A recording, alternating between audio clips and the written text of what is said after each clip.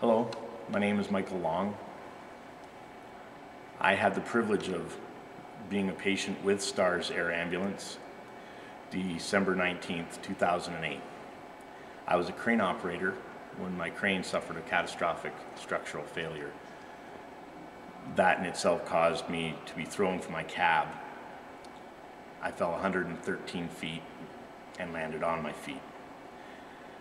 The power outage that was caused from the collapse shut the mill down, shut all the power out, and the lights went out. I never saw the ground, never saw it coming. I landed on my feet. When I hit the ground,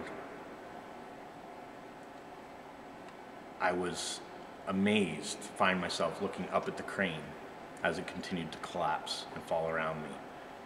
I had done the splits when I hit the ground, tearing my femoral nerve, which inhibited the use of my left leg. I wasn't aware of how serious my injuries were, but I knew I was in pain. I had broken my back in 3 places. I had 4 broken ribs, with 3 of them puncturing my left lung. As I tried to crawl to safety, as the crane was falling around me, 30 tons of it hit my hips, breaking my pelvic ring in 4 places, causing basically an open book fracture, which opens you up like this. The pressure from the crane hitting me put me into the ground about 6 inches, as well as causing my internal organs to come out through the tear in my groin. I knew I was in serious trouble, but all the while I didn't know how badly I was injured. I could see daylight, flashlights actually, from my coworkers. They were trying to find me in the debris. And I called for my cell phone. I asked them if they could find it for me, and they did. A friend of mine, Kevin Anderson, a coworker, found the phone, passed it through to me, even though the steel was still coming down.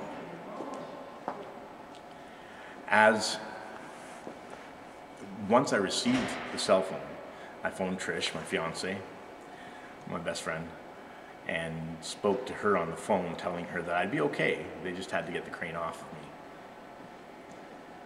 Trish didn't believe me at first, and much to my surprise, she called the hospital to see if in fact the crane had collapsed. Once she found that out, she called me back crying and apologetic. Again, I reassured her that I was fine. My son called me, I talked to him, and we had a wonderful talk for about 5 minutes or so until I had to go.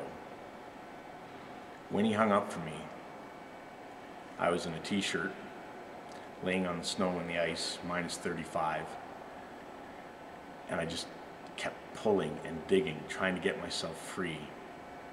I thought I could do it. I could see the flashlights coming through the steel. I could see there was a gap. I thought I could just dig and get out. Unfortunately, that wasn't the case. As I continued to dig through the ice and the snow, my hands began to freeze. And as they began to freeze, they began to tear. I couldn't feel my fingers anymore. But I thought I was pulling myself free, when in fact, I was just pulling my body apart. I waited for about 45 minutes until they freed me from there. I don't remember, but I was awake through the ambulance ride, and I was awake through the STARS ride as well, telling jokes and being the life of the party. Apparently I wanted a hula dancer girl on the airplane before I went to Edmonton, or else I wasn't going to go. I never felt so much pain. I never felt so alone, so afraid. My son told me that I'd do all right. He said that I would be fine. I promised him that I'd be fine. We talked for a bit, and all the while he reassured me, just hang in there, Dad, everything will be all right. We'll come up and see you. And I said, it'll be fine. They just have to get the crane off of me, over and over and over. Once I got to the Grand Prairie Hospital, they had me on the x-ray table Trish, I was asking for her. She had just arrived into Grand Prairie with her mother. They had her come down to calm me down so they could take x-rays. It was at that time when they cut the clothes away from me that my bladder and other bits and pieces came out from my thigh. Trish saw all of that. She was there through the toughest time, through ICU when I was in a coma for 3 weeks, celebrating Christmas with me while I was in my coma. The ketamine-induced part of that coma caused a great deal of nightmares and a reliving of those nightmares for 3 weeks while I was asleep. When I woke up, Trish was there. I had my tracheotomy in and trying to talk. The first things out of my mouth was, "Trish, you are my world." She never left my side, day and night, helping to change me, helping to change my bed sheets. My bladder was ruptured, and of course everything was leaking out my thigh. The pain that I was in, no amount of medication took it away.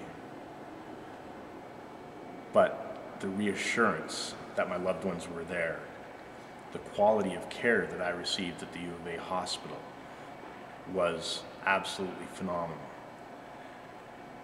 When I left U of A, I went to the Glenrose Hospital and went through some extensive physiotherapy before I went out into the world. I left with very limited use of my legs and was told that I would probably never walk without leg braces again. When I initially was in my accident, I was going to be a paraplegic, a quadriplegic. I wasn't going to survive. I would be brain injured. The prognosis was not good. My family was called. Everybody thought that my time had come. And yet, there I was, 3 months later, coming out of Glenrose. 2 days before I left Glenrose, I called my son Daniel, who was 18 at the time, to let him know that I was getting out early, and I was excited. And his mother went to wake him up in his bedroom. He wasn't feeling well, and he had passed away in his sleep from an epileptic seizure. I miss him terribly. The anguish and emptiness that I still feel sometimes is a constant reminder of what I've gone through in the past 2.5 years. My daughter had a grandson, my grandson, Nathaniel. A lot of people ask, why should we care that you lived? What's so special about it? And all I can say is that when Daniel passed away, Nicole's best friend and younger brother, I was there for her. I was there to console, to comfort, as she was there for me. And when Nathaniel was born, I was there to hold my grandson. I'll be there to let him know what Daniel was like, and what a great uncle he would have been. All of this would have been impossible if it were not for the people, the professional people, the dedicated people at Stars Air Ambulance. It's because of them that I'm here today. It's because of them that thousands of Albertans are here today, and their families have them in their lives. I can't thank them enough. And I will continue to thank them. If there's ever a cause that needs support, I'm living proof that Stars Air Ambulance is one of the most important donations you can make in this province. Lucky stars do exist, and I had mine. Thank you.